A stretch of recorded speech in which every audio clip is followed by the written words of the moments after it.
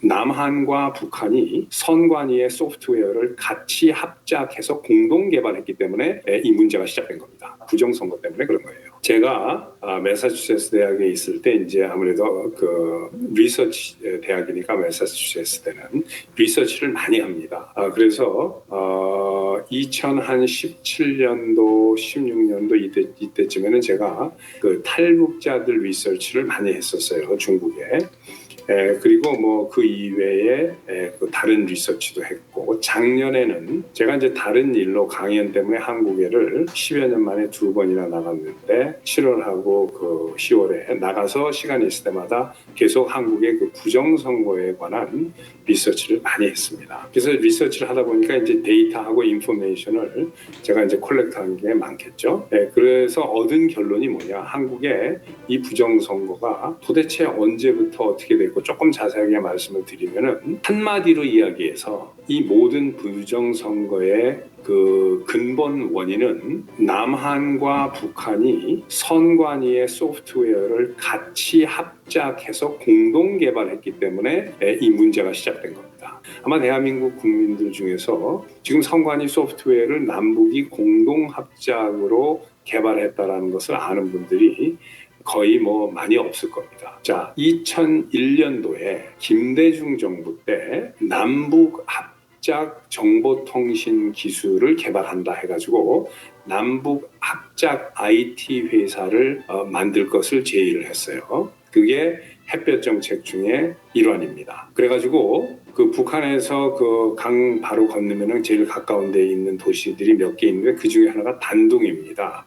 이 중국의 단둥에다가 2001년도 여름에 8월인가 그때 남북 공동으로 합작 정보통신 기술 회사를 만들었어요. 그리고 거기서 소프트웨어와 하드웨어를 같이 개발을 하기 시작을 했는데 그 회사 이름이 하나 프로그램 센터입니다. 그래서 단둥의 하나 프로그램 센터인데 이 이름도 우리 대한민국에서는 프로그램이라고 발음을 하죠. 프로그램. 근데 이북 사람들은 프로그램 그러니까 그 단둥에다 남북 합작으로 개발한 IT 회사가 하나 프로그램 센터입니다. 자, 여기서 2001년도에 이것을 해놓고 그 이듬해가 2002년 이 노무현과 이회창의 대선이었어요. 이때 하나 프로그램 센터에서 만드는 소프트웨어와 하드웨어를 가지고 들어와서 사기 선거로 해서 이회창 대표가 이긴 거를 노무현이가 이긴 걸로 이제 사기를 친 거예요. 이게 다 김대중 때 일어난 일입니다. 이걸 시작으로 해가지고 한국에 본격적으로 지금까지 계속해서 중앙선관위가 부정선거의 의혹을 떨치지 못하고 있는 게 바로 이겁니다. 그러니까 이 남북 합작 IT 개발, 정보통신 개발 회사를 만드는 김대중 정권이 이걸 조용히 한 거예요.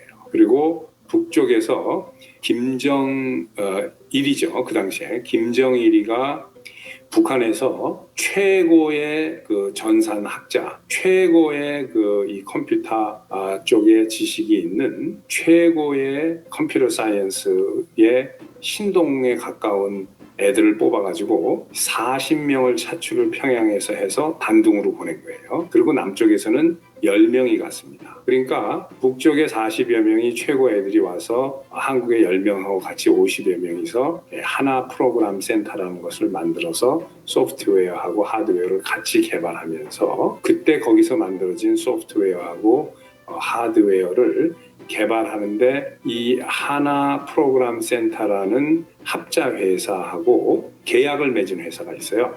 사업 계약을 맺은 회사가 어디냐면 그게 다산입니다. 다산그룹이 여기서 사업 계약을 맺었어요. 그리고 또 어떤 회사가 맺었냐면 SK입니다. SK가 그때 북한의 김정일이가 그 모바일 통신, 북한에서는 손전화라고 하는데 이 손전화, 북한말로 이 모바일 통신 회사를 찾고 있는데 SK가 북한의 모바일 통신에 참가를 해서 계약을 따내려고 엄청나게 김대중 정권하고 김정일이한테 평양에다가 잘 보이려고 엄청나게 노력을 했고 MOU를 평양에 가서 맺었습니다. 그런데 결국은 뭐 크게 안 되고 나중에 이제 그 이집트 회사, 그 모바일 회사가 이제 북한의 이동통신 사업을 이제 먹게 됐는데, 아무튼 당시에는 SK가 엄청나게 그 계약을 따내려고 노력을 하다가 이 다산이 사업 계획을 하나 프로그램 센터하고 맺은 거 이후에 바로 SK도 이 하나 프로그램 센터하고 계약을 맺었어요. 그래가지고 이 SK가 거기서 전자 투표기가 아니고 전자 개표기를 수입을 해서 한국의 중앙선관위에다가 납품을 했습니다. 그때부터 이 사기 선거가 시작이 된 거예요. 그래서 이회창 노무현 선거 때 SK가 납품한 이 김대중이 돈을 대가지고 단둥에다가 공동 운영한 남북합작 정보통신기술회사 하나 프로그램 센터가 오늘날까지도 지금 남북이 공동 개발한 소프트웨어를 가지고 선관위가 쓰는 이러한 황당한 일을 경험을 하고 있는데, 이게 지금 24년째 이렇게 하고 있는데 이걸 아는 국민이 없다는 겁니다. 별로. 그리고 리서치를 하는 그 학자들이 저뿐만 아닐 텐데 이런 것을 왜 발표를 안 하는지 모르겠어요. 뭐 후환이 두려워서 안 하는 건지는 모르겠지만 요즘에 이게 문제가 되고 하니까 제가 이 이야기를 여러분들께 공유를 하는 겁니다. 먼저도 말씀을 드렸고, 자,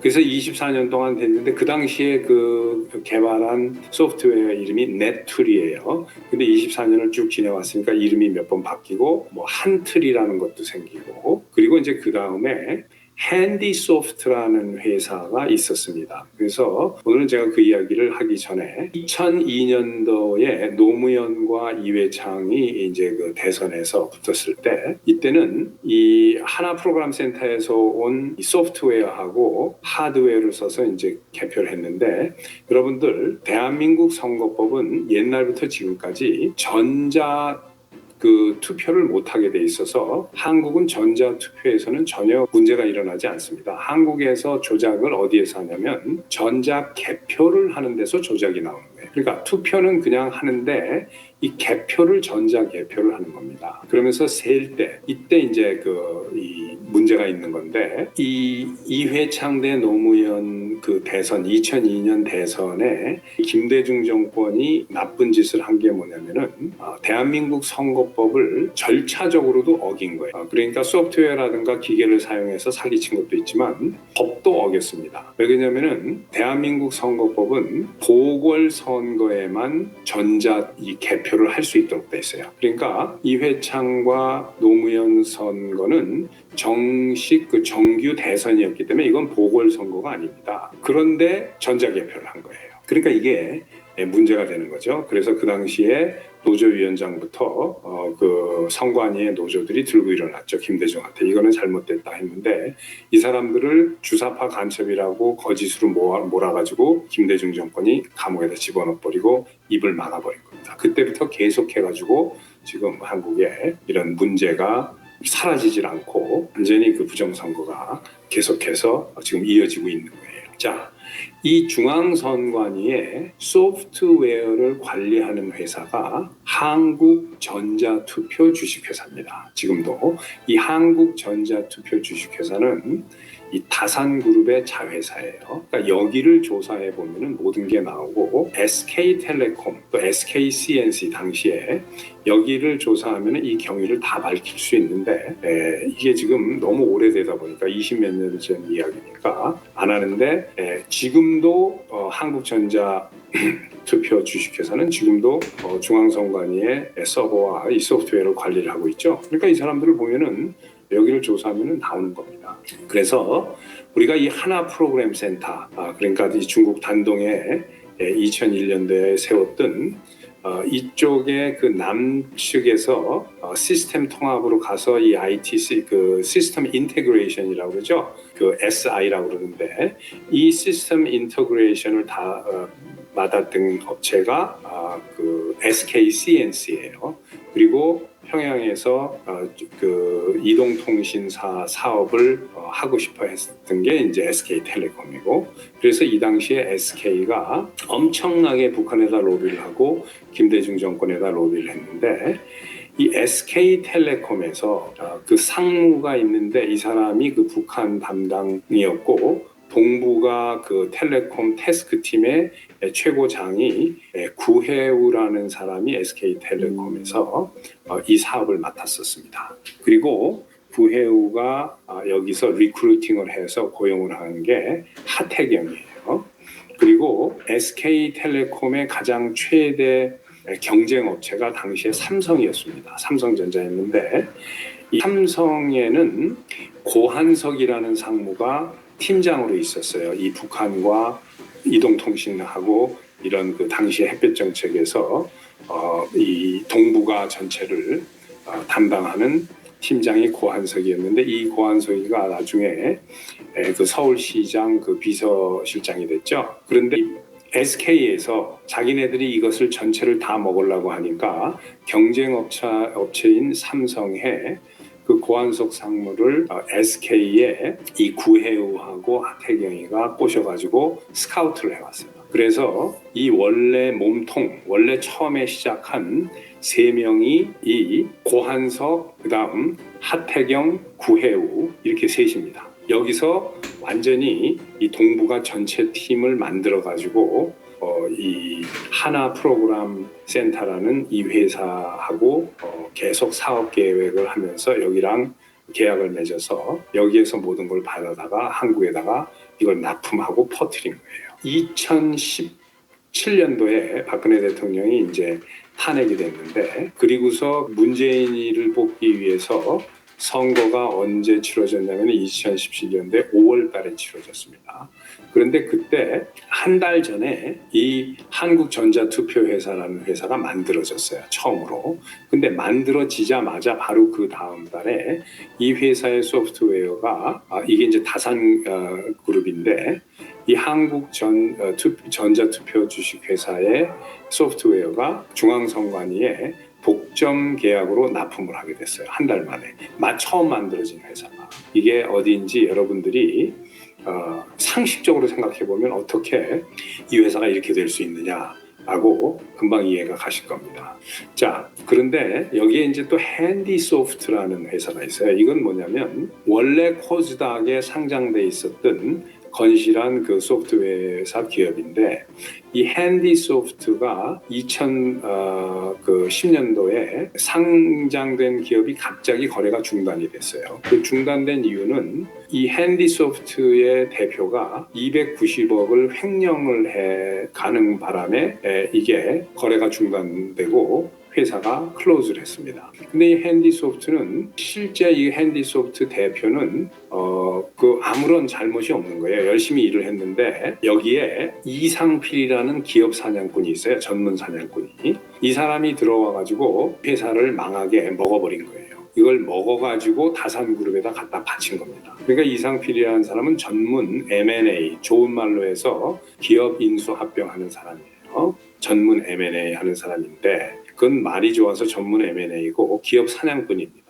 그러니까 어떻게 하는 거냐면 주로 이때도 같은 방법을 쓴 건데 자, 타겟으로 먹으려고 하는 회사가 핸디소프트예요. 근데 이 핸디소프트를 직접 건드리면 안 됩니다. 그러니까 어떻게 했냐면은 투자 회사를 하나 잡는 거예요. 그래서 동양홀딩스라는 투자 회사에 투자를 합니다. 큰 돈을 가지고 한 100몇십억 정도. 제가 액수는 잊어버렸는데 120억, 130억 이 정도로 투자를 해요. 그러면 이제 그 동양홀딩스에서 대주주가 되니까 이 동양홀딩스는 이 대주주가 시키는 대로 하는 거예요. 그러니까 이 동양홀딩스에서 대주주가 된 이상필이가 뭐라고 그랬느냐면 야, 저 핸디소프트 주식을 왕창 사. 그래가지고 동양홀딩스가 핸디소프트의 주식을 3분의 1 이상을 산 거예요. 그러니까 이 핸디소프트의 대주주는 사장이 아니라 이제 그 동양홀딩스가 된 거죠.